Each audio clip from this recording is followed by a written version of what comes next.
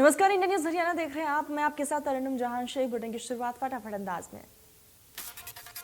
बिहार के औरंगाबाद में gas cylinder फटने से 7 पुलिसकर्मी समेत 30 लोग झुलस गए, इनमें से 10 की हालत गंभीर। औरंगाबाद के नगर थाना क्षेत्र के साहबागंज मोहल्ले के वार्ड नंबर 24 में अनिल गोस्वामी के घर से छठ पूजा चल रही है। परिवार के सभी सदस्य प्रसाद बनाने में जुटे हुए थे, तभी अचानक से गैस रिसाव से ब्लास्ट हुआ। मौसम विभाग के मुताबिक अगले एक हफ्ते में देश में 2 पश्चिमी विक्षोभ दस्तक देने वाले हैं। इसके चलते 6 नवंबर से मध्य भारत तक दिन में ठिठुरन महसूस होगी। 6 से 7 नवंबर को पंजाब, हरियाणा, दिल्ली, उत्तर प्रदेश, राजस्थान ही नहीं बल्कि गुजरात, मध्य प्रदेश, महाराष्ट्र, छत्तीसगढ़, ओडिशा का तापमान तेजी से गिरेगा और दिन से रात के तापमान में 11 से 17 डिग्री सेल्सियस का अंतर भी देखने को मिलेगा। पीएम मोदी 1 नवंबर को राजस्थान का दौरा करेंगे। इस दौरान प्रशासन की तरफ से पीएम के दौरे पर खास तैयारियां की गई हैं। राजस्थान के जिले मानगढ़ धाम में प्रधानमंत्री नरेंद्र मोदी पीएम गोविंद गुरु की शहादत स्थली मानगढ़ धाम पर शहीदों को श्रद्धांजलि देंगे, सभा को भी संबोधित करेंगे। राहुल गांधी ने पार्टी नेताओं और कार्यकर्ताओं के साथ 92वें दिन तेलंगाना के धर्मपुर से भारत जोड़ो यात्रा की शुरुआत की। सीएम मनोहर लाल आज आदमपुर के युवाओं से वर्चुअल संवाद करेंगे। बीजेपी के अनुसार पिछले 8 सालों से आदमपुर में 550 युवाओं को सरकारी नौकरी मिली है। दिल्ली में नेशनल कमीशन ऑफ माइनॉरिटी के चेयरमैन इकबाल सिंह ललपुरिया ने मुख्यमंत्री मनोहर लाल से मुलाकात की। सांसद कार्तिकेय शर्मा ने उपराष्ट्रपति जगदीप धनखड़ से मुलाकात की। रवांडा की राजधानी में आयोजित 145वीं आईपीयू सभा में बतौर मुख्य भारतीय संसदीय प्रतिनिधि मंडल के सदस्य के रूप में मिले अनुभव शेयर किए। हरियाणा के कैबिनेट मंत्री चौधरी रणजीत सिंह चौटाला सिरसा में चुनावी कार्यक्रम में हिस्सा लिए और कई गांव का दौरा कर ग्रामीणों से मुलाकात की।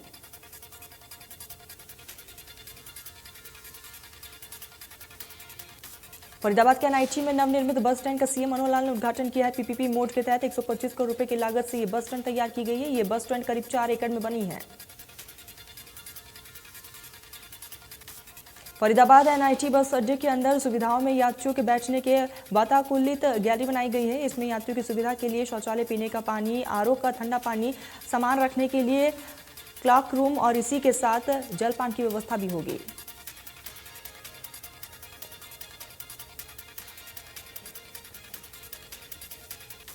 यात्रियों के वाहनों की पार्किंग व्यवस्था बेसमेंट में बनाया गया है। कार्यक्रम को संबोधित करते हुए सीएम मनोहर लाल ने बताया कि बस अड्डे से हरियाणा से दूसरे प्रदेश के लिए तकरीबन 50 बसों का संचालन होगा। यहां पर 17 बसें काउंटर भी होंगी।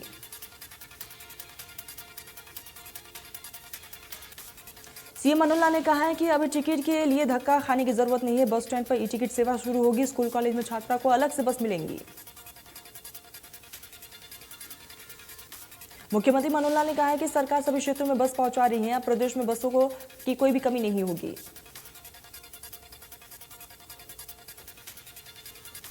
सिरसा के भाजपा सांसद विजेंद्र सिंह ने कहा है कि आदमपुर की जनता के पास एक बार फिर से सरकार के साझीदार बनने का सुनहरा अवसर मिला है। सांसद ने कहा है कि विधानसभा उपचुनाव में पार्टी विकास के मुद्दे पर चुनाव लड़ रही है और जनता भाजपा जसपा प्रत्याशी भव्य बिश्नोई को जिताने का मन बना चुके हैं।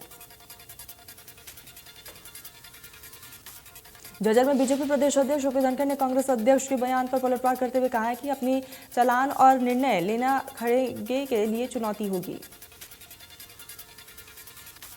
ओपी धनखड़ ने कहा कि सत्ता पक्ष पर विपक्ष का आरोप लगाना लोकतंत्र है और पिछली कांग्रेस सरकार सीएलयू सरकार थी। अब आदमपुर उपचुनाव में बीजेपी प्रत्याशी की जीत होगी।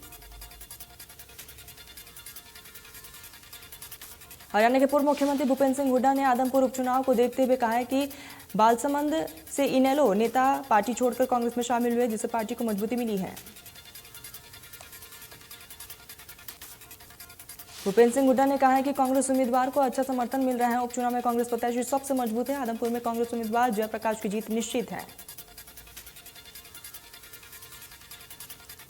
हरियाणा के शिक्षा एवं पर्यावरण मंत्री कंवरपाल गुर्जर ने पंचायत चुनाव को लेकर कहा है कि पंचायत चुनाव में बीजेपी प्रत्याशी भारी मतों से जीतेंगे।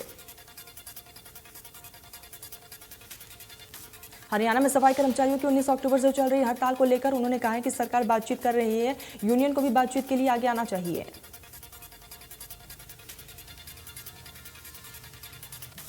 सरकार के 8 साल पर शिक्षा मंत्री कल्पा गुज्जर ने कहा है कि सरकार ने जनता का विश्वास बनाया है और पहले रोजगार नहीं मिलते थे, अब रोजगार में पक्षपात नहीं होता है।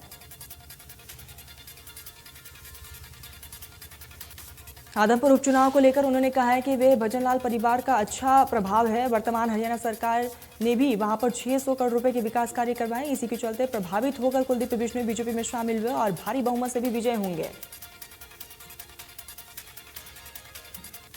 हरियाणा जन चेतना पार्टी ने अंबाला में आम आदमी पार्टी को तगड़ा झटका दिया है। आपके कई पदाधिकारी और कार्यकर्ता हरियाणा जन चेतना पार्टी में शामिल हुए।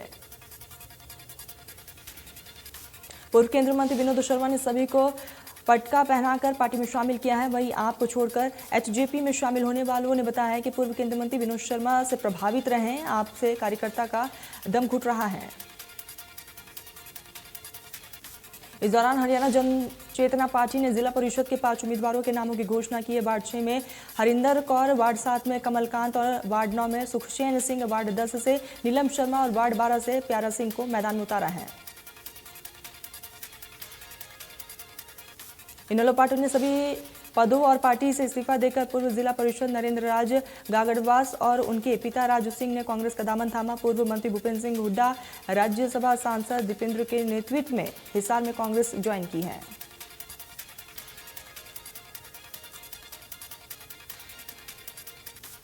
जिला परिषद चुनाव को लेकर सिरसा जिला में घमासान मच चुका है और इसी के बीच भाजपा ने अपनी दूसरी लिस्ट जारी कर दी है। अब तक भाजपा ने अपने 11 उम्मीदवार जिला परिषद चुनाव में उतार दिए।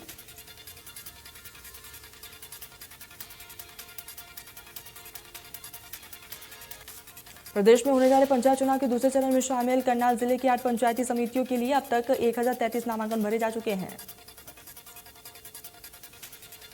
फरीदाबाद, पलवल, हिसार, फतेहाबाद में 25 नवंबर को सरपंच के लिए वोटिंग है। 22 नवंबर को जिला परिषद के लिए मतदान है। 5 से 11 नवंबर तक नामांकन कर सकते हैं।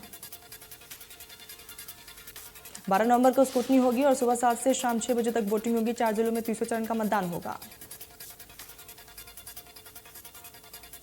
पंचायत चुनाव के दूसरे चरण के नामांकन के आखिरी दिन नामांकन भरने वाले उम्मीदवारों की भारी भीड़ देखने को मिली। नामांकन के दौरान किसी तरह की कोई भी दिक्कत नहीं हो, इसको लेकर सुरक्षा के पुख्ता इंतजाम किए गए। पंचायत चुनाव के दूसरे चरण के लिए नामांकन प्रक्रिया समाप्त हो गई है। घरोना पंचायत समिति के लिए 162 उम्मीदवारों के नामांकन पत्र भरे गए।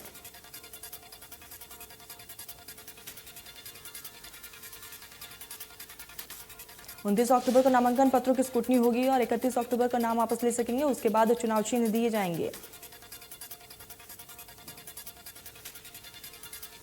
सिरसा में जिला परिषद के चुनाव के नामांकन पत्र दाखिल करने के अंतिम दिन लघु सचिवालय में प्रत्याशियों की काफी भीड़ देखने को मिली। सभी दलों के नेताओं ने अपने प्रत्याशियों की जीत का दम भरा।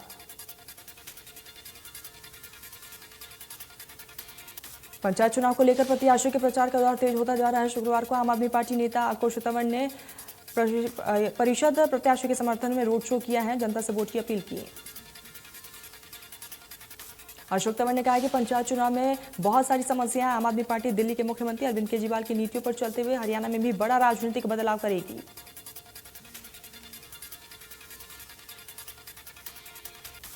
नूंह में पंचायत चुनाव को ध्यान में रखते हुए पुलिस प्रशासन, जिला प्रशासन पूरी तरीके से अलर्ट मोड पर है। इस बार पोलिंग एजेंट को कमरे के अंदर नहीं बल्कि बरामदे में बैठने का इंतजाम किया गया। पुलिस कप्तान वरुण सिंघल ने कहा है कि पोलिंग एजेंट को मोबाइल ले जाने की अनुमति दी जाए या नहीं दी जाए, इसे लेकर भी जिला निर्वाचन अधिकारी और डीसी अजय कुमार नूंह के साथ बातचीत चल रही है। पंचायत चुनाव को लेकर महेंद्रगढ़ जिला प्रशासन ने चुनाव लड़ने वाले उम्मीदवारों के साथ बैठक की। जिला उपायुक्त ने चुनाव के दौरान शांति बनाने की अपील की। कुरुक्षेत्र विश्वविद्यालय में आयोजित रत्नावली समारोह के उद्घाटन पर पहुंचे हरियाणा के राज्यपाल बंडारू दत्तात्रेय ने प्रदर्शनी का अवलोकन किया है और हरियाणवी संस्कृति परंपरा का प्रतीक पगड़ी भी बंधवाई। राज्यपाल बोले कि रत्नावली समारोह हरियाणा की लोक संस्कृति का एक ऐसा समागम है जिसमें विशुद्ध रूप से हरियाणवी संस्कृति को केंद्रित कर हरियाणा की लोक परंपराओं से जुड़ी विधवाओं को मंच भी दिया गया है। सोना कस्बे में जल्द ही पार्क का निर्माण होगा जो कि कस्बे के दमदमा मार्ग पर बनेगा, जिसका निर्माण नगर परिषद विभाग करेगा। उक्त पार्क पर करीब 5 करोड़ रुपए की राशि खर्च होगी जो कि पंडित दीनदयाल उपाध्याय के नाम से पहचाना जाएगा। वही पार्क निर्माण के लिए परिषद के प्रारूप तैयार कर दिए गए हैं। कैथल में नगर परिषद चेयरपर्सन सुभाष गर्ग और उसके साथ शहर के सभी पार्षदों ने मिलकर जेसीबी मशीन द्वारा कूड़ा उठाना का काम किया है, जिसका भनक लगते ही सफाई कर्मचारी मौके पर पहुंचे और इसका विरोध किया, जिसमें उनकी धक्का मुक्की पुलिस के साथ भी हुई है और सफाई कर्मचारियों को हिरासत में लेकर वहां से बसों में भरकर कलाया थाने में ले गए हैं। वहां भी सफाई कर्मचारियों ने प्रदर्शन किया। जगह जगह कूड़े के ढेर लगे हुए हैं। ऐसे में प्रशासन पुलिस की मौजूदगी में जेसीबी की मदद से कूड़े को उठाया जा रहा है। वहीं हड़ताल पर चल रहे सफाई कर्मचारी ने कूड़ा उठाने का विरोध किया। कनीना में कूड़ा उठाने को लेकर सफाई कर्मचारी नगर पालिका प्रशासन आमने सामने है। सफाई कर्मचारियों का कहना है कि जब तक मांगे पूरी नहीं होती है, धरना इसी तरीके से जारी रहेगा। नगर पालिका परिषद मुकेश कुमार ने बताया कि पिछले 10 दिनों में सफाई कर्मचारी अपनी मांगों को लेकर हड़ताल पर बैठे हुए, जिसके चलते शहर में जगह जगह कूड़े के अंबार लगे हुए, जिससे आमजन को काफी परेशानी हो रही है। भिवानी आजकल गंदगी से जुड़ा हुआ है, क्योंकि लगभग पिछले कई दिनों से पूरे प्रदेश में सफाई कर्मचारी अपनी मांगों को लेकर हड़ताल पर हैं। ऐसे में तस्वीरें बदलती हुई नजर आई। इसी कड़ी में भिवानी में भी सफाई कर्मी हड़ताल पर हैं, जिसके चलते सफाई व्यवस्था चरमाई हुई है। दुकानें, घरों, सड़कों, हर जगह पर सिर्फ कचरे के अंबार देखने को मिल रहे हैं। हांसी नगर परिषद में सफाई कर्मचारियों के धरने को आज कई दिन हो चुके हैं। शहर में चारों तरफ गंदगी के अंबार है। लगभग 500 टन कूड़ा शहर में इकट्ठा हो गया है, जिसकी डंपिंग अभी नहीं हुई है।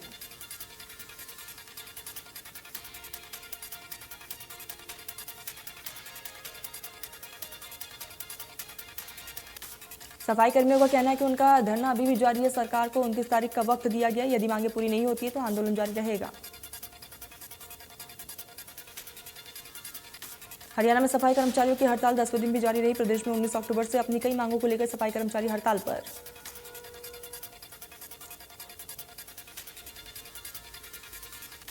किसानों के धान का सीजन अंतिम चरण में है, लेकिन किसानों को अभी भी अपने धान बेचने के लिए परेशान होना पड़ रहा है। धान की वेरिफिकेशन के नाम पर किसानों के धान की खरीद नहीं हो रही। करनाल उपायुक्त ने आज धान खरीद को लेकर नया फरमान जारी कर दिया, जिसमें कहा गया कि धान खरीदने से पहले ही उसकी धान की वेरिफिकेशन की जाएगी और इसके साथ ही गेट पास भी नहीं काट रहे हैं।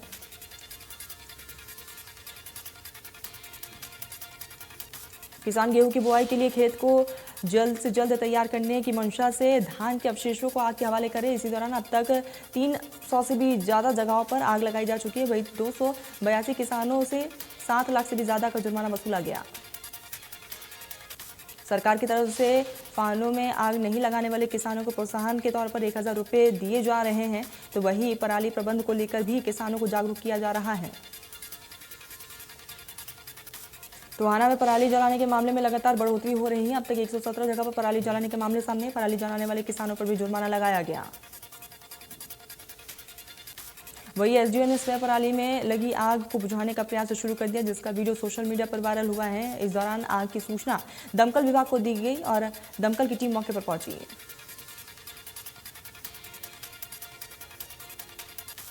पलवल में डीएपी खाद की कालाबाजारी को लेकर आज कृषि एवं किसान कल्याण विभाग की टीम द्वारा गांव अमरपुर स्थित राणा खाद बीज भंडार पर छापेमार कार्रवाई को अंजाम दिया गया।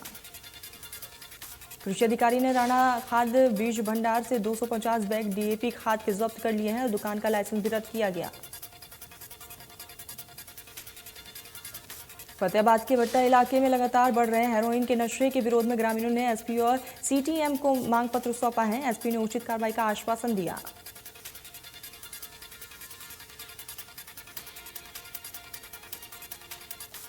रेवाड़ी में आबकारी विभाग का नया कारनामा सामने आया है।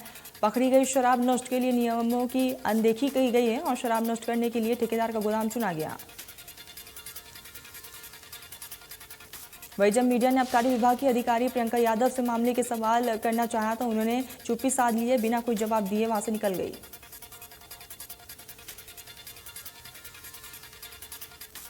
जज्जर में दहेज प्रताड़ना की शिकार विवाहिता ने फांसी लगा ली। परिजनों की शिकायत पर पति सहित 3 के खिलाफ मामला दर्ज, पुलिस तफ्तीश में जुटी।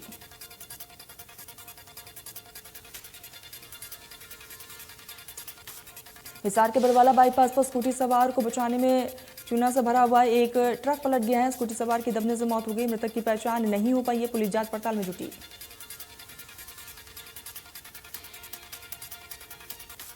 जज्जर में बेदी के कलौनौर मार्ग पर अज्ञात ट्रैक्टर ने बाइक सवार को कुचल दिया। हादसे में बाइक सवार की मौत और ट्रैक्टर चालक मौके से फरार।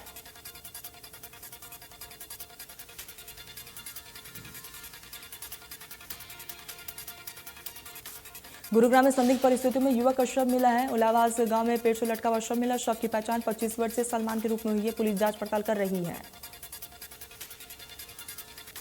नेशनल हाईवे पर एक टूरिस्ट बस हाईवे पर खराब खड़ी ट्रॉली में जाकर टकराई गई। हादसे में चालक की मौके पर ही मौत हो गई है, जबकि कंडक्टर बुरी तरीके से जख्मी। हादसा होता देख आसपास के लोग मौके पर जुट गए। लोगों ने बस में फंसे लोगों को बाहर निकाला है और नजदीकी अस्पताल में भर्ती करवाया। घटना की सूचना के बाद पुलिस की टीम भी मौके पर पहुंची। फतेहाबाद में आईटीआई स्टूडेंट पर चाकू से हमला करने का मामला सामने आया। 3 युवकों के द्वारा आईटीआई के छात्र पर चाकू से हमला किया गया। वही घायल छात्र को फतेहाबाद के नागरिक अस्पताल में इलाज के लिए भर्ती करवाया गया। घायल छात्र का कहना है कि युवतियों के साथ छेड़छाड़ कर रहे थे 3 युवक। जब उसने इस बात का विरोध किया तो उस पर हमला किया गया।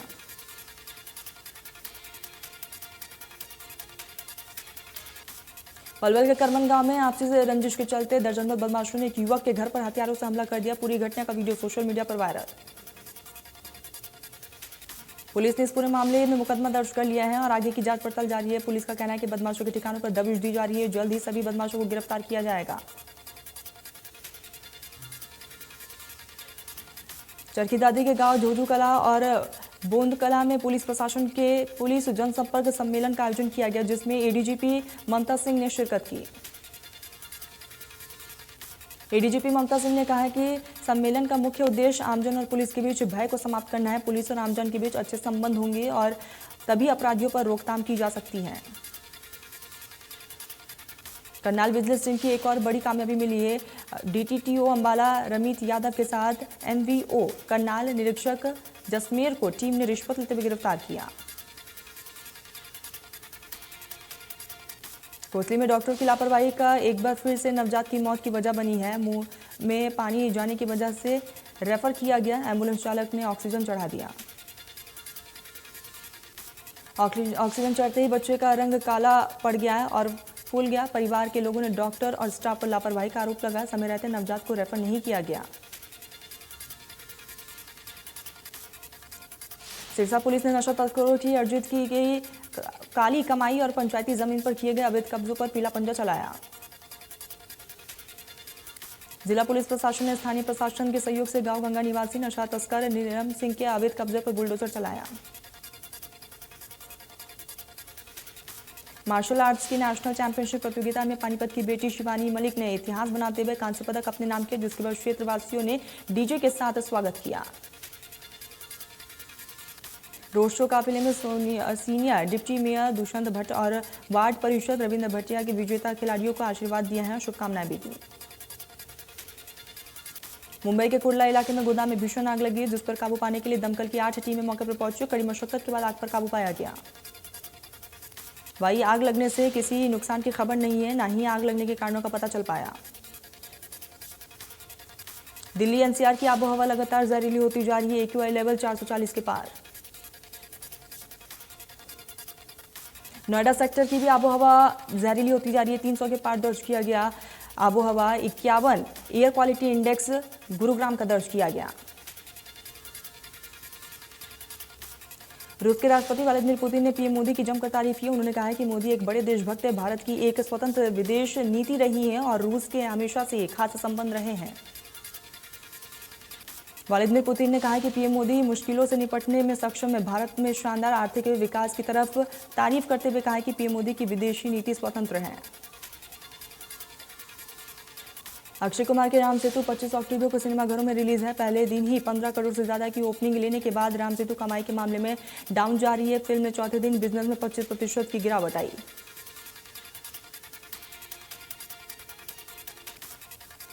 वरुण धवन और कृति सेनन की फिल्म बोरिया का नया गाना रिलीज हो चुका है और इस खास मौके पर गाने को लॉन्च किया गया।